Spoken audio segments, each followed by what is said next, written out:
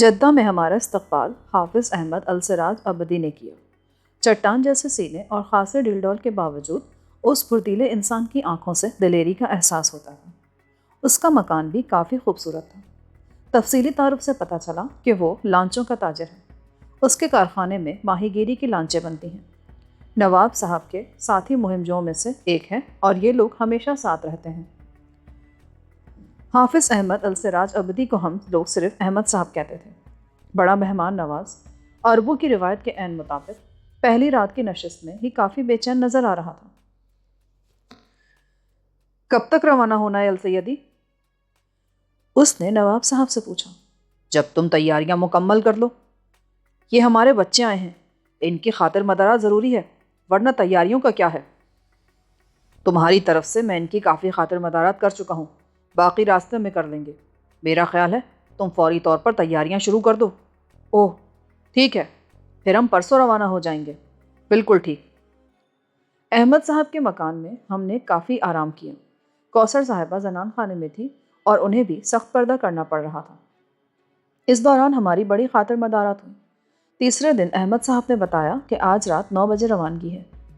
ہماری تیاریاں ہی کیا تھیں۔ رات کو ٹھیک 9 بجے ہم ایئرپورٹ پہنچ گئے۔ احمد صاحب کے ساتھ ان کا قوی ہیکل غلام ابودا بھی تھا۔ اس طرح ہم پانچوں بذریعہ جہاز لندن روانہ ہو گئے۔ طویل سفر تھا۔ راستے میں کوئی خاص بات معلوم نہ ہوئی اور طیارہ لندن کے ایئرپورٹ پر اتر گیا۔ یہاں نئے لوگوں سے ملاقات ہوئی۔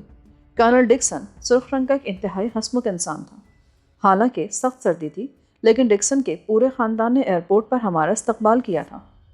وہ نواب فیروز الدین سے بری طرح چمٹ گیا۔ پھر اس نے کوثر کو بھی کھینچ کر سینے سے لگا لیا۔ خود اس کے ساتھ بڑے حسین چہرے تھے۔ تقریباً 15 افراد، جن میں 3-4 نوجوان، 2 بوڑھے اور باقی عورتیں تھیں۔ میری بھی خوب پذیرائی کی گئی اور پھر لمبی لمبی قیمتی کاروں میں یہ قافلہ کرنل ڈکسن کی رہائش گاہ کی جانب چل پڑا۔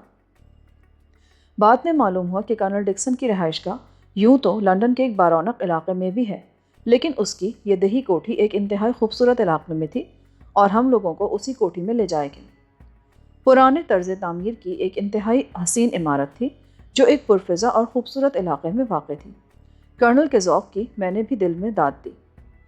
ایک کمرہ مجھے، ایک کمرہ احمد صاحب اور ان کے ملازم کو، دوسرا نواب صاحب اور کوثر کو دیا گیا۔ ہمارے برابر ہی کرنل کی خوابگاہ بھی تھی۔ بڑا ہی لطف آیا، آزادانہ ماحول، قہقہے قہقہے بکھرے ہوئے تھے۔ کرنل کی 7 لڑکیاں اور 2 لڑکے تھے۔ صرف ایک لڑکی شادی شدہ تھی جو اپنے شوہر کے ساتھ مقیم تھی، باقی سب کی سب غیر شادی شدہ اور ہنسنے ہنسانے والی تھیں۔ ہر وقت قہقہے اور نت نئی تفریحات ہوتی تھیں۔ کوثر صاحبہ ماشاءاللہ پھر اپنے رنگ میں مست ہو گئی تھیں، اور لطف کی بات یہ تھی کہ انہوں نے ڈکسن کی ایک صاحبزادی کو میری طرف التفات سے آگاہ کیا تھا کہ میں پہلے ان کا ڈرائیور تھا اور اب ان کے ڈیڈی نے مجھے اپنا سیکریٹری بنا لیا ہے۔ خوبیوں کا مالک ہوں، اسی لیے مجھے گھر کے ایک فرد کی سی حیثیت حاصل ہے، ورنہ میری اصلیت کچھ نہیں ہے۔ اور میں نے دل ہی دل میں ان کا شکریہ ادا کیا تھا کہ میری اہمیت اس کے علاوہ کچھ نہیں۔ ماشاءاللہ 2-1 بار انہوں نے مجھے جھڑک بھی دیا تھا، اور میں خوش تھا کہ کوئی حادثہ رونما ہوتے ہوتے رہ گیا ہے۔ عجیب لڑکی تھی، واقعی بے حد عجیب، نہ جانے اس کی شخصیت پر کون سے رنگ مسلط تھے۔ تیسرے دن کچھ اور مہمان بھی آ گئے۔ یہ سب مہم جو تھے۔ ایک صاحب فرانس سے آئے تھے، 2-3 افراد لندن کے ہی تھے۔ نواب صاحب بھی ان لوگوں میں گھرے ہوئے تھے، اسی لیے عموماً آج کل تنہائی ہی رہتی تھی۔ شاید یہاں 10-15 روز کے قیام کا پروگرام تھا، کیونکہ دوسرے لوگ بھی آ رہے تھے۔ یہیں سے یہ پارٹی افریقہ روانہ ہونے والی تھی، لیکن چوتھے دن ایک قابل ذکر واقعہ رونما ہوا۔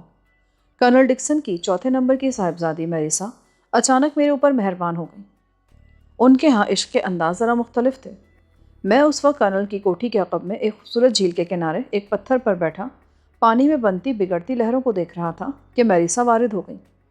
Hello, oh hello miss Marissa, thank you.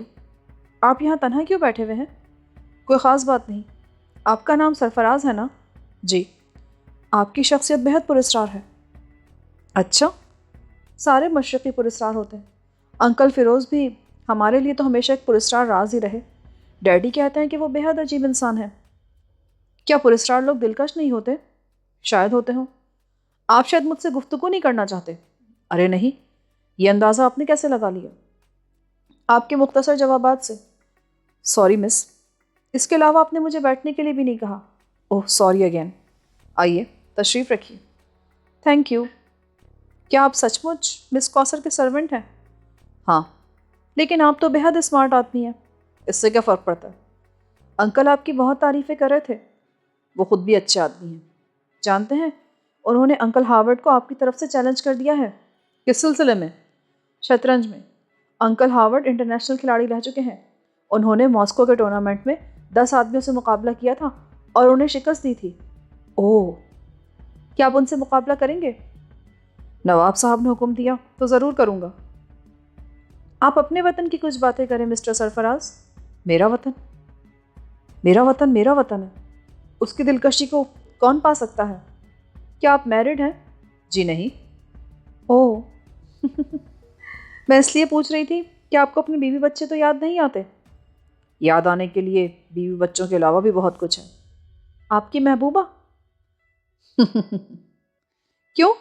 اس میں ہنسنے کی کیا بات ہے؟ میری محبوبہ ابھی تک لاپتہ ہے۔ میں آپ کو پسند کرتی ہوں سرفراز، میں آپ سے محبت کرتی ہوں۔ ارے اتنی جلدی؟ ابھی تو ہماری ملاقات کو چند گھنٹوں سے زیادہ نہیں گزرے۔ اس سے کیا فرق پڑتا ہے؟ بہت فرق پڑتا ہے۔ ہمارے یہاں محبت ذرا مختلف انداز کی ہوتی ہے۔ وہ فرسودہ انداز ہے۔ افسوس، محبت کی جدید تکنیک سے ہم لوگ ابھی ناواقف ہیں۔ میں سکھا دوں گی۔ مجھے بھی بہت سے دوسرے کام ہیں مس میریسا، واپسی میں دیکھا جائے گا۔ نہیں ابھی نہیں، ابھی نہیں، میں نے مسخرے انداز میں جلدی سے کہا اور اٹھ کھڑا ہوا۔ نہیں ابھی۔ وہ میری طرف لپکی اور میں نے دوسری طرف چھلانگ لگا دی۔ تب جھیل کے ایک سمت کے درخت کے پیچھے سے بہت سے قیقہے ابھرے اور میں بری طرح ٹھٹک گیا۔ لڑکیوں کا غول درخت کے پیچھے سے برآمد ہوا تھا اور ان میں کوثر بھی شامل تھی۔ کیا حال ہے مس میریسا؟ ایڈیٹ، فول۔ میریسا دانت پیس کر بولی۔ تم شرط ہار گئیں۔ کیا سمجھی؟ تم شرط ہار گئیں۔ کوثر بچوں کی طرح ضد کرتے ہوئے بولی۔ ان کا خیال تھا سرفراز صاحب کہ مشرق کے باشندے مغرب کے مقابلے میں زیادہ عورت پرست ہوتے ہیں۔ ان کا کہنا تھا کسی نوجوان کو ذرا سی لفٹ ہو تو وہ فوراً رام ہو جاتا ہے۔ یہ بڑے دعوے کر کے آئی تھیں اور اب یہ شرط ہار چکی ہیں۔ میں نے اپنا سر تھام لیا۔ میریسا کھسیانی ہو گئی، لیکن اس نے بڑی خوخار نظروں سے میری طرف دیکھا تھا اور میں نے سہمنے کی اداکاری کی۔ میریسا شرمندہ ہی رہی۔ لڑکیوں نے موضوع بدل دیا۔ لیکن رات ڈنر کے بعد جب سب لوگ مختلف تفریحات میں مشغول ہو گئے تو میں بھی سب سے الگ تھلگ پائے باغ میں نکل آیا۔ مسحور کن خوشبو چاروں طرف پھیلی ہوئی تھی۔ میں ٹہل رہا تھا کہ مجھے اپنے عقب میں قدموں کی آواز سنائی دی۔ پلٹ کر دیکھا تو میریسا تھی جو بہت قریب آ چکی تھی۔ ہیلو۔ او مس میریسا، آئیے۔ شکریہ۔ خیریت؟ آپ دوسروں سے علیحدہ کیسے ہو گئیں؟ مجھے تمہاری تلاش تھی۔ فرمائیے۔ سرفراز، بات تو مذاق کی تھی لیکن میری بڑی توہین ہوئی ہے۔ میں ایک عجیب سی الجھن میں گرفتار ہو گئی ہوں۔ کیا میں بدصورت ہوں؟ نہیں، کوئی بھی نوجوان آپ کو دیکھ کر آہیں بھر سکتا ہے۔ تو پھر تم اس مذاق کو حقیقت کا رنگ کیوں نہیں دے دیتے؟ کیا؟ اس مذاق کو حقیقت کا رنگ دینے سے آپ کو کچھ ملے گا نہ مجھے۔ کیوں؟ میں آپ کا چند روزہ ساتھی ہوں۔ تھوڑے دن کے بعد ہم یہاں سے چلے جائیں گے۔ اس کے بعد تم ان لوگوں کے ساتھ نہ جانا۔ یہ کیسے ممکن ہے؟ میں ڈیڈی کو تیار کر لوں گی، وہ تمہیں یہاں کی نیشنلٹی دلوا دیں گے، ہم شادی کر لیں گے۔ تم جانتے ہو ہمارے یہاں ان معاملات کی پوری آزادی ہے۔ نہیں مس میریسا، براہ کرم خود کو سنبھالیں، یہ ناممکن ہے۔ میں اسے ممکن بنا دوں گی۔ نواب صاحب اجازت نہیں دیں گے۔ میں انکل کو تیار کر لوں گی، تم سب کچھ میرے اوپر چھوڑ دو۔ آپ احمق ہیں مس میریسا، اور میرے پاس فضول باتوں کے لیے وقت نہیں ہے۔ چند لمحات یوں ہی خاموشی سے گزر گئے۔ ایک بات بتاؤ گے سرفراز، کیا تم کسی کو چاہتے ہو؟ ممکن ہے۔ تب وہ کوثر کے علاوہ اور کوئی نہیں ہو سکتی۔ یہ آپ سے کس نے کہہ دیا؟ کوثر نے، تم نے، کوثر کے اعتماد نے، تمہارے اجتناب نے۔ تم جاگتے میں خواب دیکھنے کی عادی ہو مس۔ کوثر میری مالکن ہے، میں ان کا معمولی سا نوکر ہوں، اس لیے براہ کرم فضول خیالات کو ذہن سے نکال دو۔ لیکن میں تم سے محبت کرنے لگی ہوں۔ اپنے آپ کو اتنا سستا مت کرو میریسا، تم عورت ہو۔ لیکن تمہاری دیوانی۔ اس نے میرے گلے میں باہیں ڈال کر مجھے چومنے کی کوشش کی، یہ حد سے آگے کی بات تھی۔ میں کھڑا ہو گیا اور حقارت سے کہا، میں تم سے نفرت کرتا ہوں، شدید نفرت۔ میریسا کھڑی کی کھڑی رہ گئی، پھر وہ تیزی سے مڑی اور دوڑتی ہوئی اندر چلی گئی۔ میں نے ان حالات پر غور کیا، کہیں یہ لڑکی کو مصیبت نہ کھڑی کر دے۔ حالانکہ مجھے نواب صاحب پر اعتماد تھا، لیکن اس کے باوجود چنانچہ اب بہتر یہی تھا کہ میں یہاں سے چل دوں۔ میں واپسی کے لیے مڑا ہی تھا کہ کسی طرف سے ایک چھینک کی آواز آئی جو نسوانی تھی۔ میں نے چاروں طرف دیکھا لیکن خاموشی تھی۔ جو کوئی بھی تھا سامنے نہیں آنا چاہتا تھا، لیکن برا ہوا چھینک کا کہ وہ دوبارہ آ گئی۔ میں نے سمت کا اندازہ لگایا۔ اسی وقت کسی نے بھاگنے کی کوشش کی، لیکن میں نے ایک ہی چھلانگ میں سے دبوچ لیا۔ ارے ارے کیا وحشت ہے! اوہ کوثر بی بی! کوثر کے چہرے پر شرمندگی کے جذبات تھے۔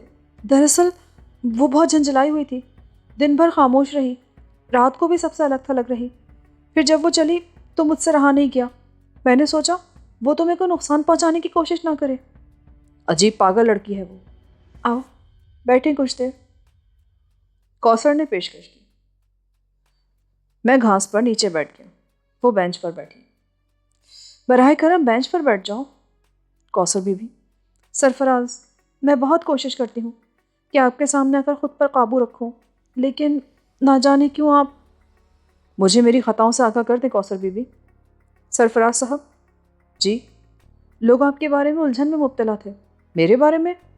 کن لوگوں کی بات کریں آپ؟ رشید صاحب، ابو وغیرہ۔ ان کی نگاہوں میں آپ کی شخصیت پراسرار تھی۔ اوہ، تو یہ وہم ہوگا ان کا۔ میں نے انہیں اپنے بارے میں سب کچھ بتا دیا تھا، لیکن وہ مطمئن نہیں ہو سکے۔ یہ میری بدقسمتی ہے۔ جی نہیں، یہ حقیقت ہے۔ آپ بہت اعلیٰ ظرف انسان ہیں سرفراز صاحب۔ آپ انتہائی ٹھوس کردار کے مالک ہیں۔ میں نے آپ جیسے انسان بہت کم دیکھے ہوں گے۔ میں تو کسی قابل نہیں ہوں۔ ویسے کیا دوسرے لوگ یہاں موجود ہیں؟ جی؟ اگر آپ پھر میرا کوئی تماشا بنانا چاہتی ہیں تو میں حاضر ہوں۔ فرمائیے، آپ کی اس گفتگو کے جواب میں کیا کہوں؟ نہ جانے کیوں میرے لہجے میں کچھ تلخی آ گئی تھی، لیکن کوثر کا سر جھکا رہا۔ وہ میرے اس انداز سے چراغ پا نہیں ہوئی۔ حکم کریں مجھ… بولیں، کیا کروں میں؟ آج میں نے اپنی فطرت کو سلا دیا سرفراز صاحب۔ آج سے میں خود کو بدلنے کی کوشش کروں گی۔ نہیں کوثر بی بی، میں تاحیات آپ کی جھڑکیاں، گالیاں سننے کو تیار ہوں۔ مجھے اور شرمندہ مت کریں سرفراز صاحب۔ آپ کو شرمندہ ہونے کی ضرورت نہیں، یہی سب کچھ میری خواہش ہے۔ آخر کیوں؟ افسوس، اس کے علاوہ اور کچھ نہیں بتا سکتا۔ گویا آپ اپنی شخصیت کے پردے سے نہیں نکلنا چاہتے؟ میری شخصیت پر کوئی پردہ نہیں، غلام فطرت لے کر پیدا ہوا ہوں، غلام ہی رہنا پسند کرتا ہوں۔ للہ، اور شرمندہ مت کریں نا۔ میں عرض کر چکا ہوں کہ آپ شرمندہ مت ہو۔ سرفراز، میں معافی چاہتی ہوں، میں معافی چاہتی ہوں سرفراز۔ وہ بے اختیار کھڑی ہو گئی، ایک قدم آگے بڑھی۔ اس کے دونوں ہاتھ اٹھے، لیکن میں جلدی سے پیچھے ہٹ گیا۔ میں آخری بار درخواست کر رہا ہوں کہ مجھے میری اوقات میں رہنے دیا جائے۔ میں نے دونوں ہاتھوں سے کوثر کو روکتے ہوئے کہا۔ وہ شرمندہ سی ہو گئی اور سراسیمہ نگاہوں سے میری طرف دیکھنے لگی۔ پھر اس نے دونوں ہاتھوں سے چہرہ چھپا لیا اور آہستہ سے مڑی، پھر سست قدموں سے رہائشی عمارت کی طرف چلی گئی۔ میں اس وقت تک اسے دیکھتا رہا جب تک اس کا حوالہ میری نگاہوں سے اوجھل نہ ہو گیا۔ اس ٹیم کے تمام ممبران کرنل کی کوٹھی پر جمع ہو گئے تھے۔ روانگی کی تیاریاں بھی مکمل ہو چکی تھیں، چنانچہ اب روانگی میں کوئی تاخیر نہ تھی۔ آخری رات تمام لوگوں کا اجتماع ہوا۔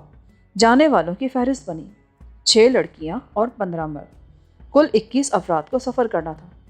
کرنل کی 2 لڑکیاں، ڈاکٹر میکارٹ جو ڈنمارک سے آئے تھے، 2 لڑکیاں ان کے بھی ساتھ تھیں، طویل قامت اور نصف مرد جیسی۔ 5ویں کوثر تھی اور 6ٹھی پروفیسر ہیگلے کی لڑکی فونا تھی۔ 21 افراد کی میٹنگ میں آخر مراحل بھی طے ہو گئے۔ دوسرے دن برٹش ایکوریٹ اسٹیم شپ کمپنی کے ایک فریگیٹ سے روانگی کا پروگرام طے پایا گیا۔ اس کے انتظامات کرنل ڈکسن نے کر لیے تھے۔ جمیکا سے انہیں لینڈ روور سے سفر کرنا تھا، جس کے انتظامات وہاں مکمل تھے۔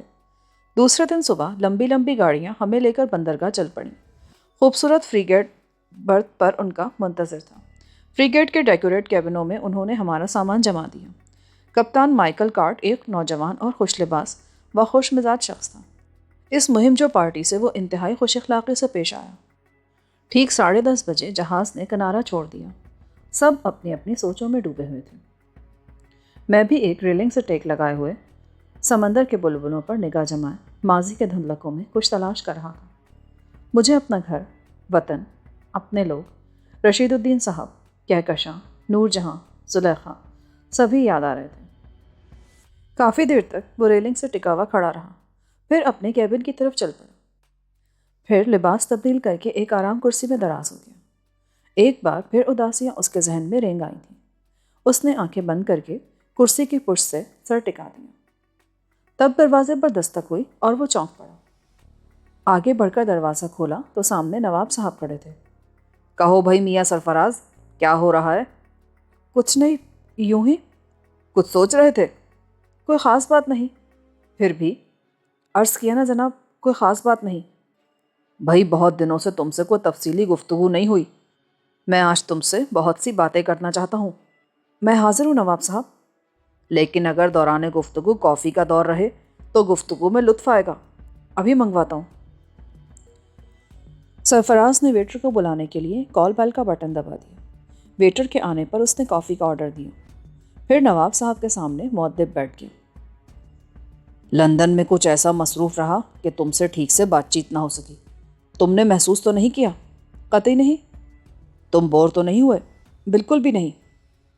کوثر میں کچھ تبدیلیاں ہوئی ہیں؟ جی۔ بھائی اب سرفراز صاحب ہو گئے ہیں۔ میں عرض کر چکا ہوں نا کہ کوثر بی بی طبیعتاً بری نہیں ہے، بس جب وہ تم سے بدتمیزی کرتی ہے تو مجھے افسوس ہوتا ہے۔ آپ اس موضوع کو ذہن سے خارج ہی کر دیں نواب صاحب۔ ہاں، میں تمہاری اعلیٰ ظرفی سے مطمئن ہوں۔ خیر جانے دو، میں تم سے آج جو گفتگو کرنے والا ہوں وہ بہت اہم ہے۔ کافی آ گئی۔ میں نے 2 پیالیاں بنائیں۔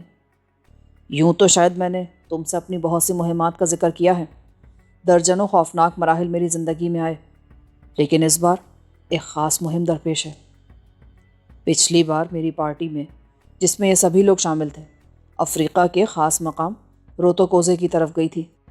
روتوکوزے ایک دریا کا نام ہے جس کے بارے میں سنا ہے کہ اس کی تہہ میں بیش قیمت جواہرات پائے جاتے ہیں۔ ہمیں ان جواہرات کی تلاش تھی۔ روتوکوزے ایک تیز بہنے والا دریا ہے اور اس کی تہہ تک پہنچنا ایک مشکل کام ہے، بے حد مشکل۔ قدم ہی نہیں جما سکتے۔ جم کورسیا تو ایک ماہر تیراک تھا، صرف اسی نے دریا میں اترنے کی ہمت کی، لیکن ہم مشکل سے ہی اس کی زندگی بچا سکے تھے۔ چنانچہ سب چھوڑ بیٹھے۔ تب ہم نے دریا کے کنارے کنارے سفر شروع کر دیا۔ ہم کسی ایسی جگہ کی تلاش میں تھے جہاں دریا اتھلا ہو اور بہاؤ کم ہو۔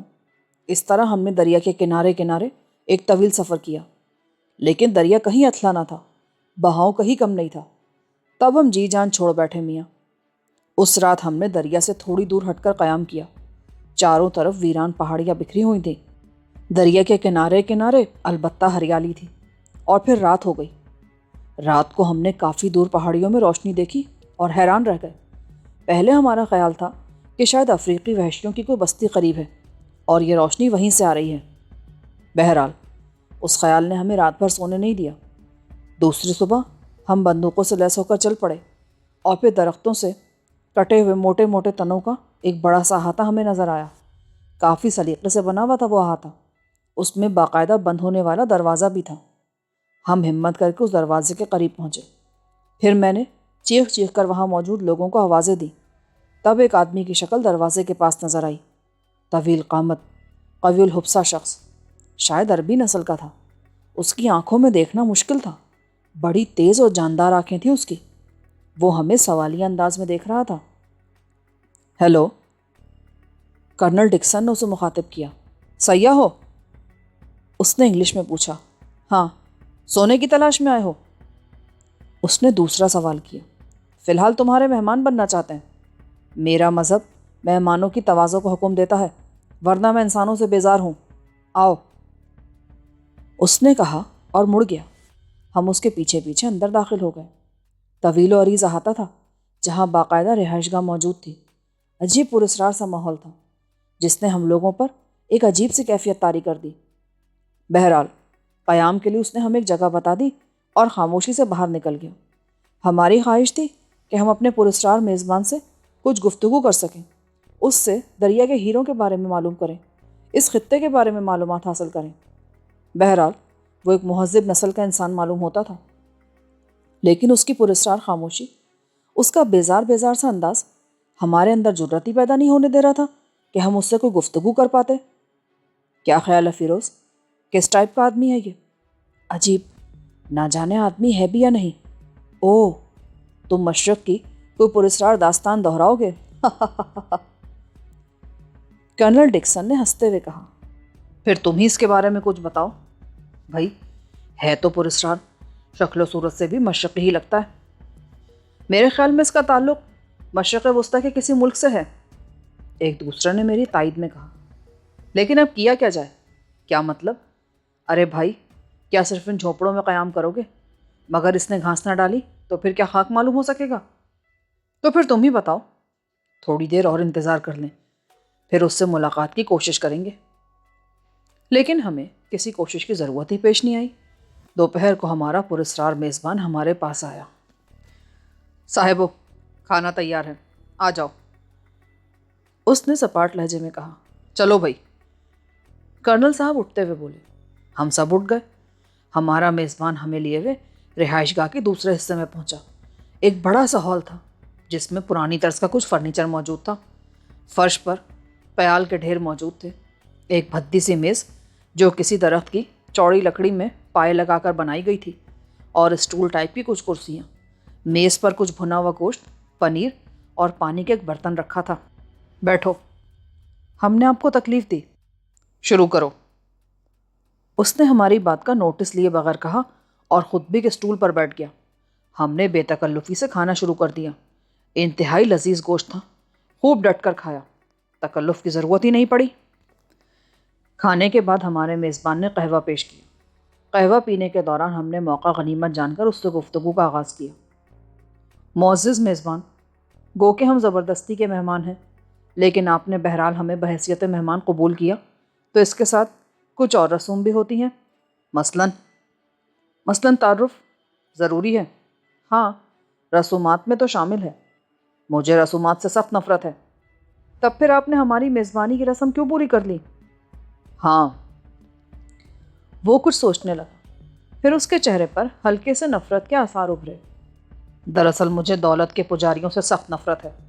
تم لوگ زندگی کی بازی لگا کر سونے کی تلاش میں آتے ہو، حادثات جنم دیتے ہو، کتے کی موت مرتے ہو یا دوسروں کو مار جاتے ہو۔ غور کرو، یہ چمکتی دھات انسانی زندگی میں کیا حیثیت رکھتی ہے؟ تم اسے کھا نہیں سکتے، تم اس کے ہتھیار نہیں بنا سکتے، کسی کام بھی تو نہیں آ سکتی ہے، لیکن تم لوگ اس کے لیے زندگی کو جہنم بنا دیتے ہو۔ مجھے تم سے نفرت ہے، سخت نفرت۔ لیکن ہم سونے کی تلاش میں نہیں آئے، پھر کیوں صحراؤں کی خاک چھان رہے ہو؟ ہم مہم جو ہیں، ایڈونچر پسند۔ افریقہ ایک پراسرار اور دلکش خطہ ہے، اس کی کشش ہمیں کھینچ لائی ہے۔ جھوٹ بولتے ہو تم لوگ، بکواس کرتے ہو۔ اگر تمہارے سامنے روشن پتھروں کا کوئی ڈھیر آ جائے تو کیا تم اس کے لیے ایک دوسرے کو قتل کرنے پر نہیں تل جاؤ گے؟ شاید نہیں میرے میزبان، اعلیٰ ظرف بننے کی کوشش مت کرو۔ میں نے بیرونی دنیا سے آئے ہوئے دو بھائیوں کو قیمتی پتھروں کے لیے ایک دوسرے کی جان لیتے دیکھا ہے۔ اوہ نہیں، تم غلط فہمی میں مبتلا ہو میرے دوست، میں نے ناخوشگوار لہجے میں کہا۔ اگر تم سچ کہہ رہے ہو تو میں اپنے رویے پر شرمندہ ہوں۔ میزبان کے چہرے پر کسی قدر نرمی کے آثار نمودار ہو گئے۔ تو پھر تعارف کی رسم پوری ہو جائے۔ ہاں، تم شاید مجھے متاثر کرنے میں کامیاب ہو گئے ہو۔ یہی صحیح۔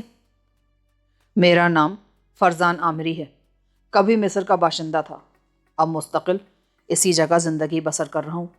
خوب، یقیناً آپ کی ذات سے کچھ کہانیاں وابستہ ہوں گی۔ کہانیاں کس کی ذات سے وابستہ نہیں ہوتی؟ ٹھیک کہتے ہو۔ اچانک ہمارا میزبان چونک پڑا، اس کے چہرے پر پھر ویسی ہی کرختگی نمودار ہو گئی۔ اچھا دوستو، آرام کرو، شام کے کھانے پر ملاقات ہوگی۔ ارے کیوں؟ اس سے زیادہ گفتگو میری سرشت کے خلاف ہے، وہ سخت لہجے میں بولا۔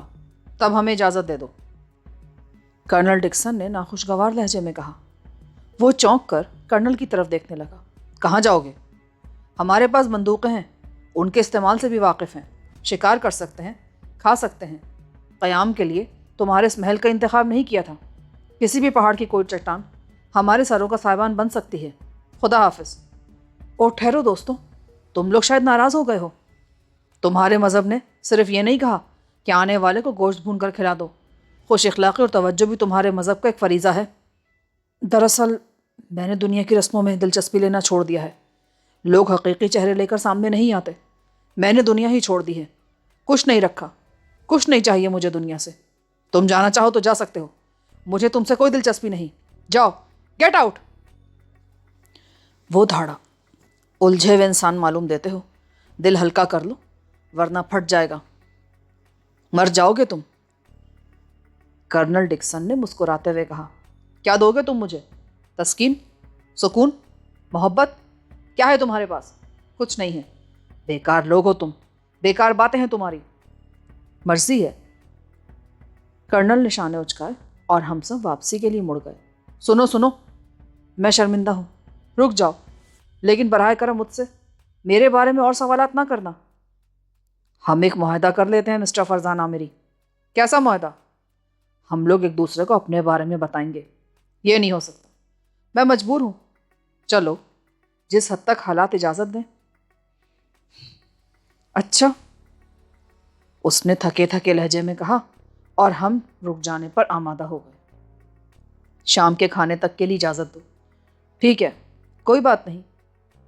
اور پھر ہم اپنی اسی رہائش گاہ کی طرف چل دیے جہاں اس نے ہمیں ٹھہرایا تھا. ہاں بھائی، کیا چیز ہے یہ شخص؟ کرنل نے ایک طویل سانس لے کر بیٹھتے ہوئے کہا. جو بھی ہے، دلچسپ شخصیت ہے. اسے کھولنا لیکن ذرا مشکل ہوگا. کوشش تو کی جانی چاہیے. یقیناً ہیرو کے بارے میں یہ بہت کچھ جانتا ہوگا، لیکن پھر اس کی نظروں میں ہماری پوزیشن بھی انہی لوگوں جیسی ہوگی جن سے یہ نفرت کرتا ہے. یار، ایک رات اور گزار لو. اگر یہ بڈھا اسی طرح اداکاری کرتا رہا تو پھر ہم اس پر لعنت بھیج کر صبح یہاں سے چلے جائیں گے. چلو ٹھیک ہے، کرنل ڈکسن نے کہا اور ہم سب خاموش ہو گئے. شام تک آرام کیا. پھر رات کے کھانے پر اس سے ملاقات ہوئی. اس وقت اس کے چہرے پر غیر معمولی نرمی نظر آ رہی تھی. اس نے مسکراتے ہوئے ہمارا استقبال کیا. مجھے افسوس ہے، ان ویرانوں میں آپ لوگوں کی کوئی خاطر نہ کر سکا. نہیں مسٹر عامری، اگر غور کریں تو کھانا پینا ہی کوئی حیثیت نہیں رکھتا. ہاں، اگر آپ سے مکمل تعارف ہو جاتا تو خاطر مدارات کی تمام رسمیں پوری ہو جاتی. کیا کرو گے میرے بارے میں جان کر؟ بس یوں ہی. تمہاری شخصیت دلکش ہے اور دلکشی کی طرف دوڑنا انسان کی فطرت. نہیں دوستوں، میں سر سے پاؤں تک ایک کچلی ہوئی لاش ہوں جو سڑ چکی ہے. تم اس کا تعفن محسوس نہیں کر رہے. میری آنکھوں میں دیکھو. کیا تمہیں ان میں زندگی کے چراغ روشن نظر آتے ہیں؟ میں بجھ چکا ہوں، مر چکا ہوں. مجھ میں زندگی نہیں ملے گی. دیکھ سکتے ہو تو میری لاش دیکھ لو. اس کے بعد اپنا تجسس مجھ میں دفن کر دو. اس کی آواز میں آنسوؤں کی نمی تھی. ان الفاظ سے ہم خاصے متاثر ہوئے. دل کا راز کہہ دینے سے بوجھ ہلکے ہو جاتے ہیں. ممکن ہے ہم تمہارا کچھ دکھ بانٹ سکے. میں دکھوں سے بے نیاز ہوں. زندگی کا بوجھ گھسیٹ رہا ہوں جب تک سانسوں کی گرفت میں ہوں. توڑ سکتے ہو سانسوں کا طلسم تو توڑ دو. میرے اوپر بڑا احسان ہوگا. مسٹر عامری، ہم آپ کی طرف دوستی کا ہاتھ بڑھاتے ہیں. اگر چاہیں تو ہماری دوستی قبول کر لیں. ممکن ہے اس سے ہم دونوں کا فائدہ ہو. کرنل ڈکسن نے کہا. اس کے ہونٹوں پر ایک غم آلود مسکراہٹ پھیل گئی. اپنے بارے میں بتاؤ، کیوں آئے ہو ان ویرانوں میں؟ تمہارا پہلا خیال ہی ٹھیک تھا. تیز بہاؤ والے دریا کی اتلی سطح کی تلاش میں یہاں تک پہنچے ہیں. ہیرے؟ وہ ہماری آنکھوں میں دیکھ کر مسکرایا. ہاں، ہیرے. میں بھی ہیروں کی تلاش میں روتوکوزے کے کنارے کنارے نیتیکا تک پہنچا تھا. نیتیکا؟ ہاں، خوابوں کی سرزمین. افریقہ کا سب سے حسین، سب سے دلکش خطہ. نیتیکا. بوڑھے کی آنکھوں میں ایک خوابناک سی کیفیت پیدا ہو گئی تھی. تو پھر کیا تمہیں دریا کی سطح ملی؟ دریائے روتوکوزے نیتیکا کے پہاڑوں سے نکلتا ہے. اوہ، پھر ہیرے؟ وہ ہیروں کی سرزمین ہے. چاروں طرف ہیرے ہیرے بکھرے ہوئے ہیں. سرسبز زمردیں، درختوں کی شکل میں، خوبصورت انسانوں کی شکل میں اور چمکدار پتھروں کی شکل میں. تو پھر؟ کرنل ڈکسن احمقانہ انداز میں بولا. تو پھر یہ کہ ہیرو کی چمک آنکھوں کی بینائی چھین لیتی ہے، عقل کی روشنی چھین لیتی ہے، انسان ایک بدترین جانور بن جاتا ہے۔ میں بھی اپنی حیثیت بھول گیا۔ ہیرو کے فریب میں انسانیت کے تمام اصولوں کو فراموش کر بیٹھا تھا۔ میں نے چمکدار پتھروں کی اس وادی سے کھیرا حاصل کر لیا، لیکن افسوس مجھے اس کی رکھوالی کرنا نہیں آئی، اور ایک دن میرے کھردرے ہاتھوں میں وہ اپنی چمک کھو بیٹھا۔ بوڑھے کی آنکھوں میں آنسو لرزنے لگے۔ کچھ بھی نہ کر سکا میں اس کے لیے۔ میں نے اس سے سب کچھ چھین لیا، اور اس کے عوض کچھ بھی تو نہ دے سکا اسے۔ بوڑھے کی آنکھوں سے باقاعدہ آنسو بہنے لگے تھے۔